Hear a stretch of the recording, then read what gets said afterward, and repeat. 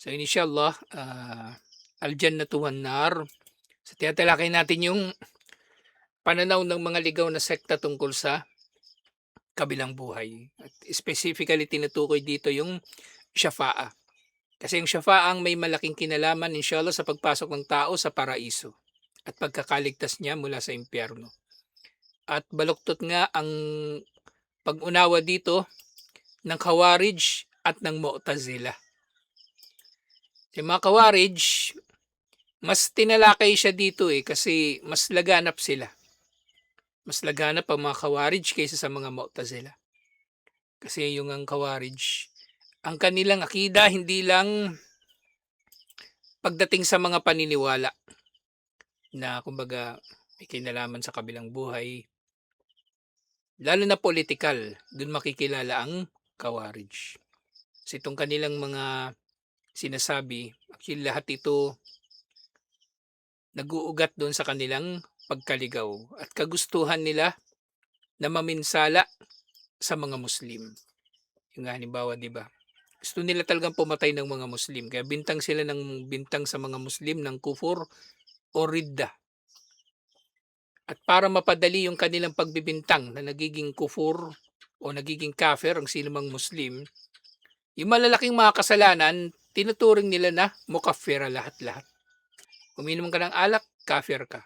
Nagzizina ka, kafir ka. O dahil dyan, dapat kang patayin. O kaya pagbibintangan ka na nakikipagsabwatan sa kalaban, dapat kang patayin. Sira ulo itong mga to. Sira ulo lang yung sasali sa mga Khawarij. Kasi napakalinaw Yung marami sa kanila mga katuruan din taliwas sa katuruan ng mga Muslim sa pangkalahatan. Dito nga sinasabi, wahadihil makulatul mudadda lil ahadith as-sahiha al-mutawatira barzat was sahabatu ahya. Itong kanilang mga sinasabi na mga baluktot na mga bagay ay lumitaw kahit buhay pa ng mga sahaba. Buhay pa yung mga sahaba nung panahon na yon.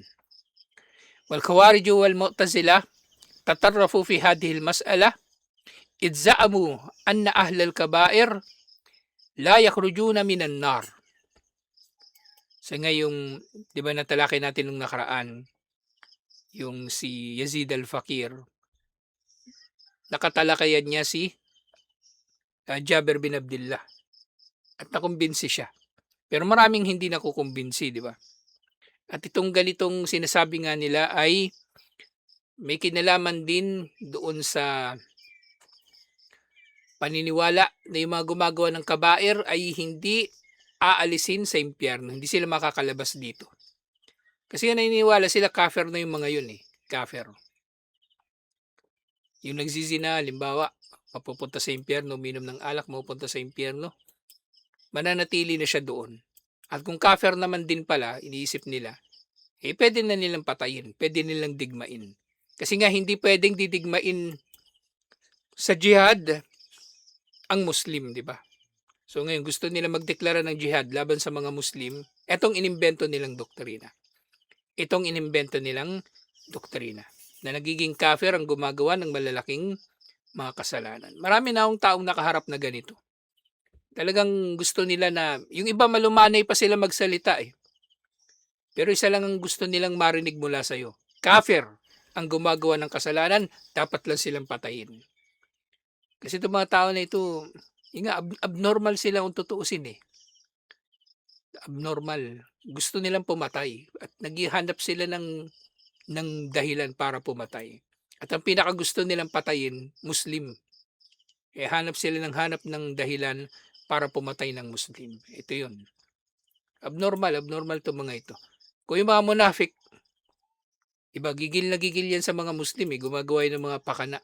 Ganito rin sila Kaya bandang huli, maaring lilitaw itong mga Khawarij, munafik din Pero pinapakita nila yung, binabalat kayuan nila yung pagiging munafik sa pamagitan ng pagpapakita ng labis-labis na pagsasakatuparan sa relihiyon, yung extremism.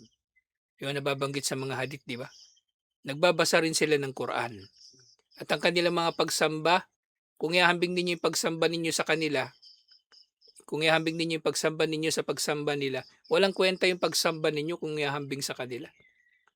Yung binabalat kayuan nila, yung kanilang pagpapanggap sa pamagitan ng pagiging masipag. Kung yung mga munafik tamad sa pagsamba, pangunahing katangian nila yan na sila yung mga tamad sa sala, lalo na laging late sa sala. At iba't iba pa nilang mga katangian, o tamad mag-aral, pero kung makapag-angkin ng kabanalan, wagas. So ganito rin sila. So bagaman nagpapakita sila ng sipag, balat kayo lang nila yun sa kanilang kakulangan talaga sa pananampalataya. Kasi hindi naman sila hindi naman sila itinuring na kafir yung mga Khawarij. Pero may kapintasan, may kakulangan yung kanilang paniniwala. Kaya sila nagkaganyan. Hindi sila palalabasin sa impyerno daw, paniniwala ng Khawarij. Hindi palalabasin sa impyerno ang sinumang Muslim na mapupunta rito. Kahit yung mga karapat-dapat naman na mailigtas mula sa impyerno ayon sa mga batayan, hindi raw makakalabas ng impyerno. Wala tanfa'uhum syafa'atu syafi'in. At wala raw pakinabang sa kanila ang pamamagitan ng sino mang namamagitan. Ibig sabihin, mananatili talaga sila doon habang panahon. Kama annal murji'ata tatarrafu fil janibil makabili haytu lam yakta'u bidukhuli ahadim min ahlil kabairin nar. Si mga Mu'tazila naman, yung nababanggit tungkol sa kanila, ay hindi pala Mu'tazila, yung Murji'ah. Yung mga Murji'ah, kung mayroong spectrum ng akida, yung Khawarij nasa kabilang dulo, yung Murji'ah nasa kabilang dulo. Yung Khawarij, kafir lahat. Pero yung Murji'ah, Muslim lahat, walang problema. Kaya ito naman yung kabila ng spectrum, kumbaga, pagdating sa usapin na ito. Kung sa Khawarij, papasok sa impyerno yung makasalanang Muslim, di ba? At hindi na siya makakalabas kahit kailan. Yung Murji'ah, kahit yung makasalanang Muslim, hindi papasok sa impyerno. Hindi papasok sa impyerno. O di ba hayahay? Hayahay yung katuruan nila. Wes amuna anna ahlal kabair jami'an fil jannati min ghairi adab. Kahit daw yung mga makasalanang Muslim papasok sa paraiso, lahat-lahat nang walang pagpaparusa sa kanila. Parang Kristiyano. Parang Kristiyano, di ba? Maniwala ka lang kay Jesus. Tanggapin mo lang si Jesus bilang iyong personal savior, ligtas ka na. Kahit sino ka pa. Kahit manggahasa ka pa, magnakaw, basta tanggapin mo si Jesus. Pinako na siya sa krus para sa kasalanan mo. O kaya yung mga yan, tinan mo, di ba? Pinaka-ipokrito sa mga tao, yung mga pastor nila. Kasi wala nang pipigil sa kanila makapasok sa paraiso at gawin nila lahat ng gusto nila, lahat ng panggagago nila. Gawin nila. Kaya nga yung kasabihan dun sa marami sa mga bansa sa Africa, yung mga daw, ang pinakamatindi raw talaga na mananakop dun sa Africa, hindi yung may dalang baril, yung may dalang Biblia. Yun ang matindi. Kasi may dalang baril, babarilin mo rin Diba? May dalang baril, hindi barilin mo rin. May dalang Biblia, paano mo haharapin yun? Diba? Paano mo haharapin? Matinding kaligawan nito. Itong ganitong paniniwala. Wa kilal farikaini mukhalifun lis-sunnatil mutawatira at thabita anir Rasuli sallallahu alaihi wasallam. At ang dalawang sekta na ito, dalawang grupo na ito, ay tumataliwas nga sa sunnah na mutawatira. Ibig sabihin, laganap. Nakikilala ng lahat. So, malinaw. Yang alhamdulillah ang Islam, ang tunay na Islam, ang Ahlus Sunnah, palaging makatwiran Palaging makatwiran. At yun nga, isa ito sa mga kahulugan ng sinabi ni Allah, وَكَذَلِكَ جَعَلْنَاكُمْ ummatan wasata. Dinulot namin na kayo ay magiging ummah na wasata. Wasat, ibig sabihin nasa gitna, makatwiran, makatarungan, at kumbaga, hindi nagmamalabis. So itong dalawa na ito ay dalawang extreme ng usapin na ito. Wahum mukhalifuna li ijma'i salafi al-ummah wa immatuha wa immatiha. At sila ay tumataliwas sa ijma, pagkakaisa ng naunang henerasyon ng mga Muslim at ng mga imam ng mga Muslim. Waqad hadallahu ahlas sunnah wal jama'ah limakhtalafu fihi min al-haqqi biidnihi. At yung ginabay ni Allah ang ahlus sunnah wal jama'ah mula sa anumang pinagtatalunan ng dalawang ito. Na tayo ay kumbaga nakaligtas mula sa kanilang pagtatalo-talo, palayo sa katotohanan. At ito ay nangyari sa pahintulot ni Allah. Haytu dahabu ila anna ahlal kabair tahta masyiatillah. In sya'a ghafara lahum birahmatihi wa in sya'a adhabahum bidunubihim. Thumma adkalahumul jannata birahmatihi. Yung mga makasalanang Muslim ay nasa ilalim pa rin ng kapangyarihan ni Allah. Sa kanila wala na, sinigurado na nila itong dalawa na ito. Yung Khawarij, mananatili daw sila. Yung Murji'ah, hindi raw sila papasok sa impyerno. Pero hindi Subject tayong lahat sa habag ni Allah. Kung gugustuhin ni Allah, parurusahan niya ang sinumang gusto niyang parusahan. At kung gugustuhin niya, patatawarin niya ang sinumang kanyang gustong patawarin sa pamagitan ng kanyang habag. Pero gayon din sa pamagitan ng kanyang habag, pwede niyang papasukin sila sa paraiso at hindi sa pamagitan ng kanyang habag, kukunin niya mula sa impyerno yung sinumang papasok sa impyerno at papasukin sa paraiso. Yung ang problema, pag yung mga tao nagmamarunong sa usapin at meron silang sariling pang-unawa sa dalil. So hindi pwede yung tao magkakaroon ng sarili niyang pang-unawa sa mga dalil. So ngayon tayo nag-aaral para actually naman yung katotohanan yan pagdating sa pag-aaral. Dapat ma-realize ito ng mga tao. Ang tinuturo sa eskwelahan, hindi lang yung mga bagay na dapat nating malaman, kundi paano din natin malaman ang mga dapat malaman. Paano mag-aral, kumbaga. Yung tinatawag na independent learning. Dapat yan yung natututunan ng bata sa eskwelahan din. Independent learning. Matuto siya na matutunan yung mga bagay-bagay kahit siya lang mag-isa. Matuto siyang magbasa, matuto siyang makinig ng lecture, matuto siyang magtanong ng mga tanong na dapat na itanong. Hindi yung spoon-fed na learning. Kaya yun ang dapat na natututunan ng bata sa eskwelahan. Kasi hindi naman lahat matututunan mo sa eskwelahan di ba? At yun nga yung problema. Yung ganong pag-unawa ng tao, nang ang dapat pag-aralan ay yung tinuturo lang sa eskwelahan. O pagka-graduate na, wala na, hindi na nag-aral. Natigil na, naputol na. Samantala kung naitanim sa kanyang isip yung independent learning, mag-e-expand siya Yun ang dahilan kung bakit merong kolehiyo. Na ma-develop sana sa mga tao yung pagiging open-minded at matututo sila ng mga bagay-bagay na liban pa doon sa natutunan nila sa eskwelahan. Pero nga marami sa mga gumagraduate, wala na. Na-stagnant na sila. Na-stagnate na sila. Nagiging stagnant. Walang independent learning. Maring matataas ang grado nila sa eskwelahan. Kasi kabisado nila yung sagot sa tanong mga i-exam. Pero kapag dumating na yung problema sa trabaho, hindi na niya alam paanong solusyonan. Kasi hindi siya natuto ng independent learning. Wala siyang pakialam. Pwedeng ganun din. Basta graduate na ako. Hindi ko na kailangan magbuklat ng libro. Ganun yung nangyayari. So tayo, alhamdulillah. So, independent learners tayo. Kasi ganun naman sa Islam Maraming mga bagay hindi maituturo. Tayo ang matututo. Kumbaga tayo ang gagawa ng paraan na matuto, inshallah. Kasi limitado lang naman yung panahon. Nakaharap mo yung nagtuturo. Limitado lang talaga. Ikaw, kung ginawa mong buhay mo ang pag-aaral, edi marami kang matututunan pang iba, inshallah.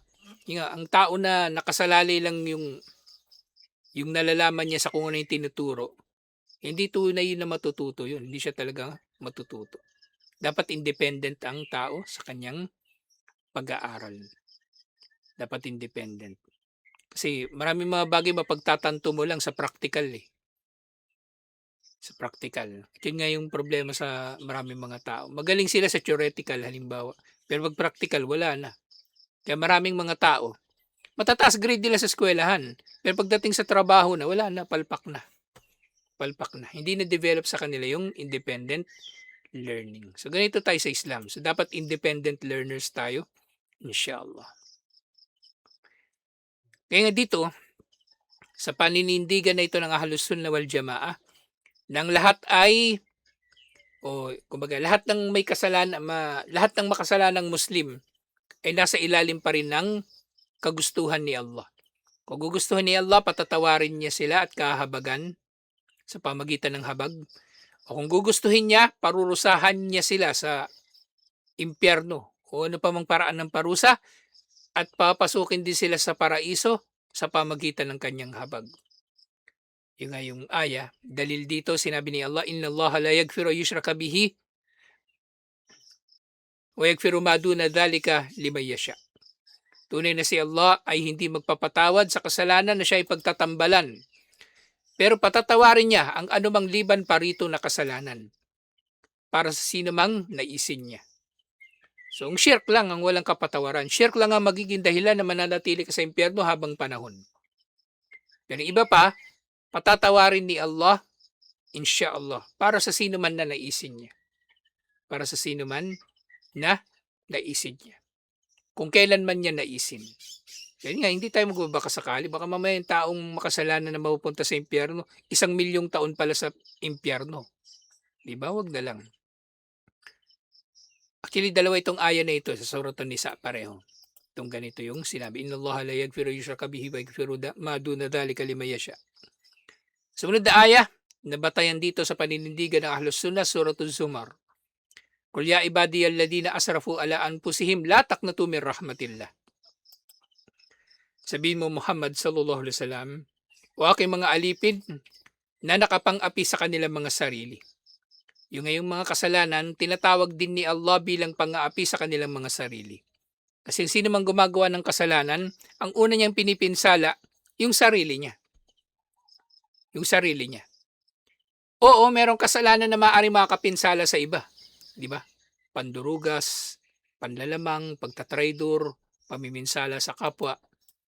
Pero primarily, yung pinipinsala ng tao, sarili niya. Kasi pwedeng merong kasalanan din na hindi ka nakakapinsala sa iba eh.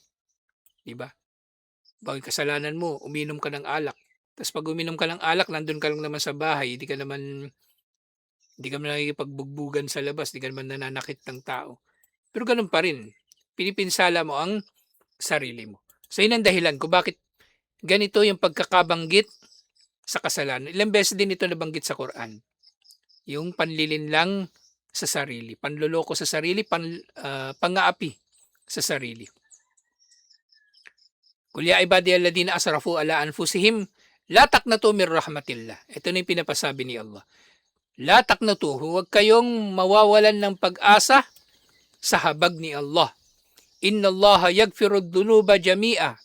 Tunay na si Allah ay nagpapatawad sa lahat ng kasalanan. Sa mga kasalanan, lahat-lahat patatawarin niyo ni Allah. Liban na lang sa shirk. Kasi itong aya na ito at yung aya ng Suratul Nisa ay complementary sa isa't isa. So patatawarin daw lahat. Pero liban sa shirk. Innahu huwal ghafurur rahim. Tunay na si Allah ang mapagpatawad at mahabagin. Fasyirku la yaghfiruhullah. Ang shirk hindi ito patatawarin ni Allah. Wa ma dunahu tahtal masyiah. Pero ang iba pa liban pa sa shirk ay pwedeng patatawarin ni Allah ayon sa kanyang kagustuhan na patawarin ang mga ito. Wa taibu minadh-dhanbi kaman la dhanba lahu. At ang nagbalik loob kay Allah habang siya ay nabubuhay pa ay magiging katulad ng walang kasalanan. Ibig sabihin, walang kasalanan na katulad ng ihiningi niya ng tauba. Kasi ang tauba, yung tauba, kailangan magtatauba ka para sa lahat ng kasalanan eh. At maaaring mangyayari na iba yung tauba mo sa isang kasalanan at iba yung tauba mo sa iba pang kasalanan kasi hindi sila magkaugnay, eh, 'di ba? Umiinom ka ng alak at naninigarilyo. Tumigil ka uminom ng alak pero naninigarilyo ka pa rin. Nagtauba ka sa alak pero hindi ka nagtauba sa sigarilyo. Ibig sabihin nun pananagutin ka pa rin sa paninigarilyo. Pananagutin ka pa rin sa paninigarilyo.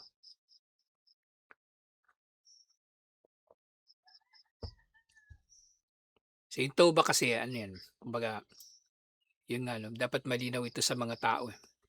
Kapag nagbalik loob yung tao, dapat lahat-lahat na sa pangkalahatan. Hindi puwede yung nagtatauba ka lang sa isang bagay. Kasi oo, maaaring sige mapapatawad yung pag-inom mo ng alak, pero paano yun may natitira pa? Huwag ka na magtira para wala ng dahilan si Allah upang parusahan ka, inshallah. Kasi kung halimbawa 'di ba, naligo ka, naligo ka, ulo lang yung sinabon mo, 'di mo sinabon yung kilikili mo, 'di maasim ka pa rin. 'Di kung maliligo ka paliguan mo na lahat, inshallah. Maligo ka na ng buo. وحجة الخوارج في نفي هذه الشفاعة الآيات الواردة في نفي الشفاعة التي يثبتها أهل الشرك فأهل الشرك يعتقدون أن الشفاعة عند الله كالشفاعة في الدنيا يشفع الشافي عند غيره بدون إذن منه. So itong sinasabi daw na ito ng mga Khawarij lalo na, si mga ginagamit nilang mga batayan na hindi raw tatanggapin ang pamamagitan para doon sa mga makasalanang Muslim, lalong-lalo na yung papasok sa impyerno. Ang pag-unawa kasi nila sa shafa'a ay katulad ng shafa'a ng mga musyrik. Inakala nila na ang pamamagitan kay Allah, ang shafa'a kay Allah ay magiging katulad ng shafa'a ng mga tao dito sa dunya. Bawa niya yung mga pinuno, di ba? Magsasyafa'a. Bawa niya sasabihin ng pinuno, ako nang bahala dyan. Huwag niyo nang parusahan yun o palayain niyo na yan. Katulad sa kalagayan ng amnesty o clemency. Di ba? Bawa niya, sina Trillanes, di ba? Ang laking gulo na dinulot niyan nung panahon na nagkudeta sila. Nag-mutiny. Tapos patatawarin lang ng pinuno. So sa ganong paraan tinitingnan ng Khawarij yung shafa'a. So para sa kanila, kapag magkakaroon ng shafa'a, magkakaroon ng kawalang katarungan. Naintindihan nyo? Di ba? So katulad ng nangyari nga, di ba?